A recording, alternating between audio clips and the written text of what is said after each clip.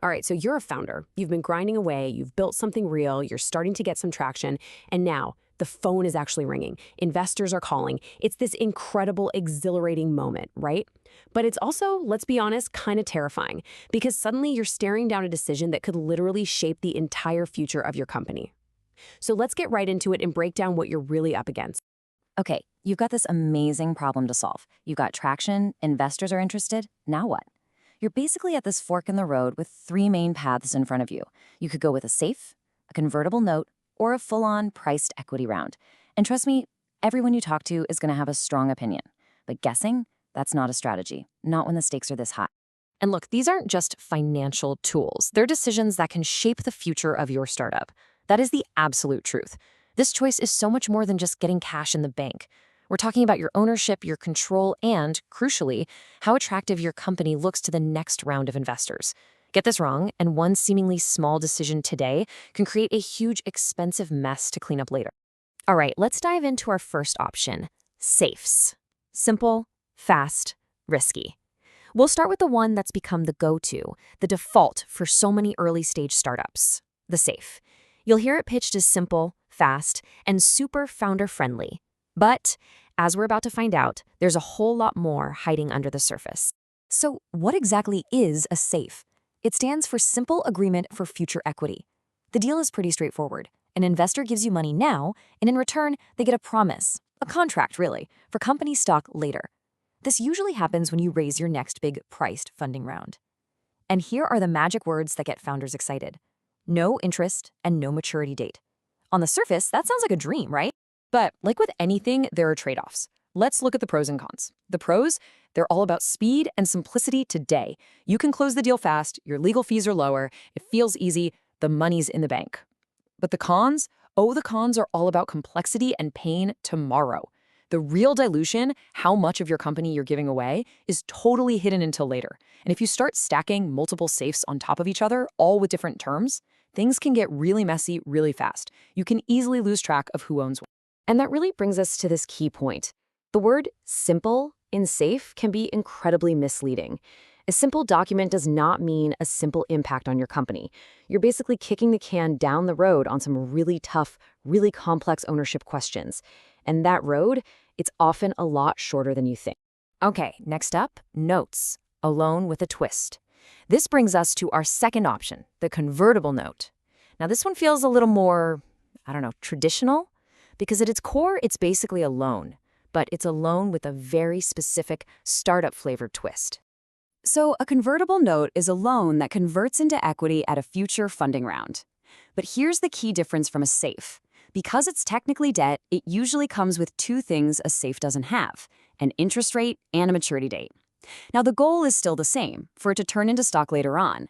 But that debt structure, it gives the investor a bit more security, a bit more leverage.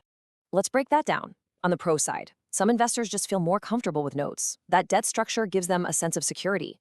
But for you, the founder, the cons introduce a whole new level of pressure. You've got that ticking clock of a maturity date, usually 12 to 24 months away. You've got interest piling up, maybe 5 to 8%, which adds to the dilution when it converts. And yeah, technically it's a loan that can be called for repayment. And I really want to hammer this point home. The maturity date isn't just a suggestion, it's real. If you don't raise your next round of funding by that deadline, the noteholder could technically ask for their money back, plus interest. This is a huge risk, especially for companies in deep tech or hardware, where your R&D cycle might be longer than 18 or 24 months. The last thing you want is to be worried about a debt crisis while you're still trying to build the core product. Which brings us to our third and final option, equity, the transparent deal. This is the most straightforward what you see is what you get deal of them all. There are no tricky conversions, no promises about the future. It's the real deal, happening right here, right now. So, what's an equity round? It's simple, really. You're selling actual shares of your company to investors at a set valuation. You and your new investors agree on what your company is worth today. That's the valuation. And then you sell them a piece of it. It's clean, it's transparent, and the best part, from day one, everyone knows exactly who owns what percentage of the company. The pros here are massive. You get a clean, certain cap table, total transparency for everyone involved. And this is exactly what later-stage VCs love to see. Now, the downside, it's definitely more work up front. You have to land on a valuation, which can be a tough negotiation. There's a mountain of paperwork, and yes, the legal costs are higher right out of the gate. You could call it the slow and steady path.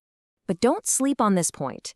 Even though it's more work, equity rounds give you one huge advantage, a clean cap table. And why does that matter so much? Because a clean cap table prevents nasty surprises down the line. It signals to future, more serious investors that you're disciplined, you're organized, and that your house is in order before they come in and write a much, much bigger check. Okay, enough with the theory. We've talked about these things in the abstract. Now let's make it real. Let's do the cap table showdown.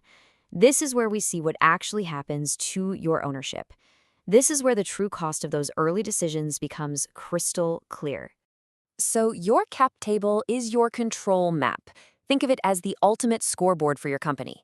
It's the one official record of who owns what percentage. It's your map of control, and every single funding decision you make redraws that map. Okay, so let's look at a cap table before a priced round. Picture this. It's early days, it's just you, maybe a co-founder, and a couple of your first employees. You guys own 90%, employees have 10. Simple. But then you go out and raise money on a few safes. Now look closely at this chart. See what's missing? The safe investors. They're not on here. Not yet. And this is dangerous because it can give you a false sense of security.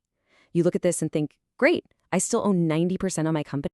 But then the safes convert. Because that money was never free, was it? It was a promise. And when you finally raise that first real priced round of funding, all of those promises come due, all at once. And boom, here's your cap table after the priced round. This is the moment of truth. Your founder stake, which you thought was 90%, has just shrunk to 65%.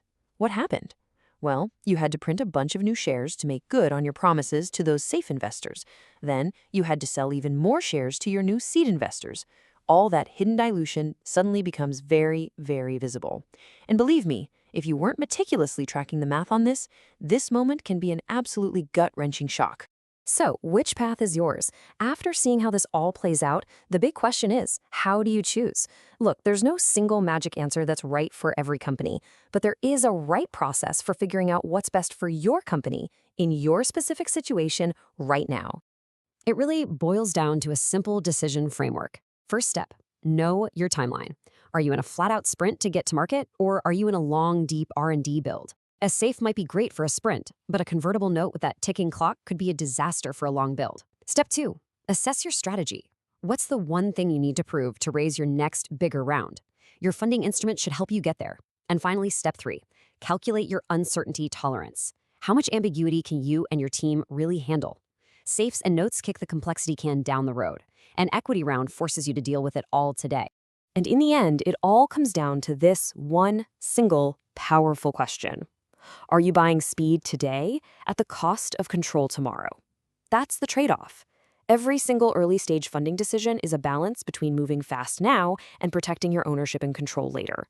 Whatever you choose, just make sure you're making that choice with your eyes wide open.